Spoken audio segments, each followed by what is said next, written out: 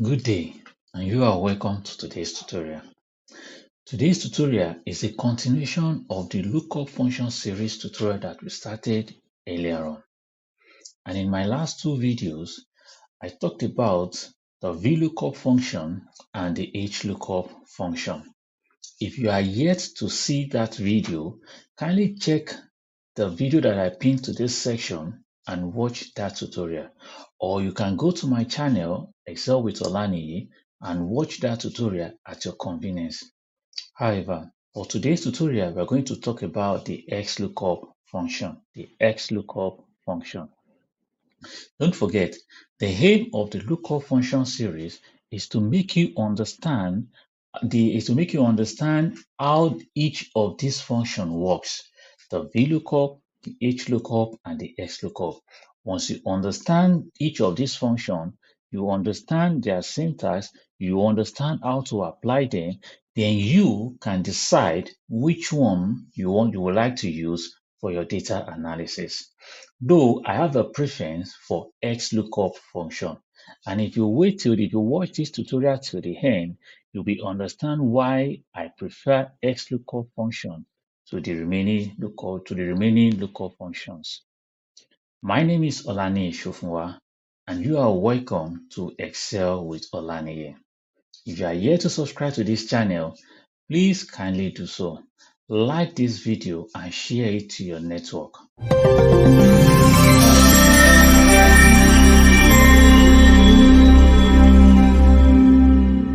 To start with, the XLOOKUP function is a powerful tool in Microsoft Excel that is used for retrieving and looking up data in a table or in an array.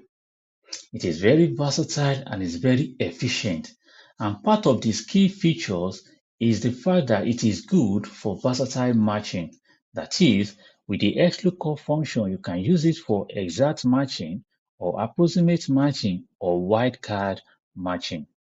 Another good thing about the XLOOKUP function is that it can look up value in either direction, either vertically or horizontally, unlike what we have with VLOOKUP and the HLOOKUP. So XLOOKUP is very flexible in such direction. Also, in terms of error handling, XLOOKUP gives you the opportunity to specify a custom value to return in case there is an error in your lookup data.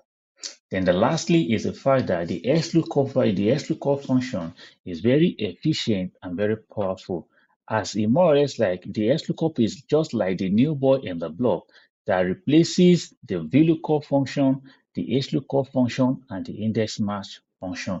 What does that mean?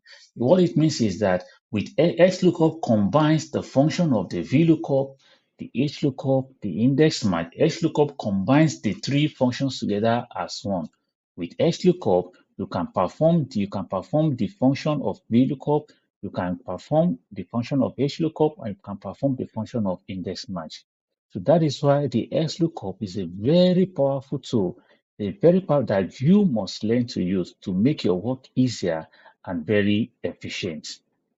Now, let's look at the syntax of the XLOOKUP function. So, as you can see on the screen, that the XLOOKUP function, the syntax, the first one is a lookup value, which is the value you want to search for. The next is the lookup array. That's the range of cells that contains the lookup value. Then the return array is the range of cell or column that contains the value to return if a match is found. The next one, though it is optional, this is where the error handling comes in. That is, if there is an error, the XLOOKUP gives you the opportunity to specify a custom value to display. So if not found, the value to return if no match is found. The next one is the match mode. This specifies how the match should be performed, whether you want the exact match or the approximate match or the wildcard character match. And the last syntax is the search mode, which specifies how the lookup value should be searched. Either you want it to search from first to last, or last to first, or you want binary search. All this is what this particular syntax is for. But like I said, that the XLOOKUP, the most important one is the first three, which is the lookup value, the lookup array, and the return array. While the last three, they are optional. You can use or you can decide not to use them. Now, before we go into the exercise, let's just do a little demonstration of how the XLOOKUP function works. For example, that we want to look up the value of C in under the set 3. We want to look up the value of C under set 3. So what you just need to do is using the XLOOKUP function is to specify C under the value. So we want to specify which is the lookup value. Then we specify the column, the lookup array, which is the column that contains the lookup value. And we specify the return array. That is a column that contains the value that we want to return. And we close the bracket. Very easy. No, very straightforward and very easy. So this is how the XLOOKUP function works.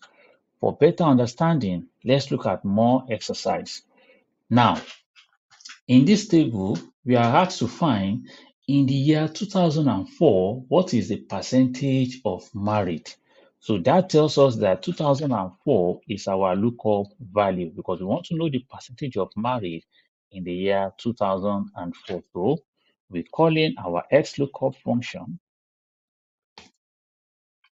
So the 2004 is our lookup value. So then the next thing is our lookup array. That is column A, because that is the column that contains the lookup value. And the next thing is the return array. So we are asked to find the percentage of married. So that means we are dealing with column C. That is our return array. And we close the bracket. Very easy, very straightforward. No need of counting the number of columns or counting the number of rows. The task 2 is, what is the percentage of widowed in the year 2007? Also, 2007 is our lookup value. So let's call in our function. Our lookup value is 2007. The lookup array is column A because that is a column that contains the lookup value. And the return array is column E because that is a column that contains the percentage of widowed. So column E, and we close the bracket. As you can see that this is very easy and very straightforward. No need of counting number of columns, no need of finding the column index, counting the number of columns, no need of counting the number of rows like we have in HLOOKUP. Very easy and very fast for us to use. Now, another exercise is this. It says in this table that it is the table that shows the daily consumption of nutrient per capita between January and December. And the first task is to find what is protein consumption in July. So that tells us protein consumption in July. So our lookup value is July. We want to find the value of protein consumption in July. So we call in our XLOOKUP function. The lookup value is July. Now, the lookup array, that is column A, because that is the column that contains the lookup value. The return array, protein is in column D. So that is our return array, which is column D. And we close the bracket. Very easy and very straightforward. The next task is carbohydrate. The next task is find the carbohydrates consumed per capita in October. So our lookup value is October. Now let's call in our XLOOKUP function. Our lookup value is October. The next thing is the lookup array. The lookup array, that is a column that contains the lookup value, which is column A. So it's either you select the entire column or you select just the column in the table. Then the return array, carbohydrates. So I select the columns in the table under column F and I close the bracket. That gives me the value. I believe you can see that this is very easy and very straightforward. kindly like this video if you are enjoying this session. If you are enjoying this XLOOKUP, kindly give a like to this video, share it to your network so that they too they can see how easy and how faster it is good to use XLOOKUP for your lookup as your lookup function.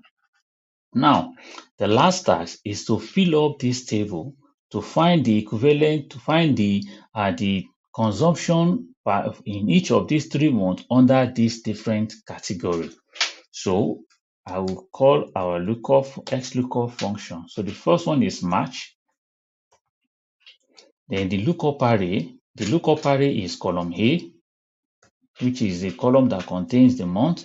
And the next one, the return array is column C, which is for energy. So using our AutoFill function, we get the remaining value. The same thing also applies here. Lookup value is match. The lookup array is column A, and the return array is protein, which is column D. Close the bracket, and that gives us the correct value. The same thing with the third one, which is for fat with our lookup value. Now let us select the columns. Let's select the columns. Then let's select the for fat, that is column E. So I select column E. That gives me the value. But if I use this, so with this, I was able to get. So if we look at this, if we look at this particular exercise, you will understand that when I select for fast for March, the table, the column is AE to A15 and E3 to E15. But now, on getting to the next one, it has changed to A4 to A16, E4 to E16, which is wrong. The next one, A5 is 2, so this is wrong.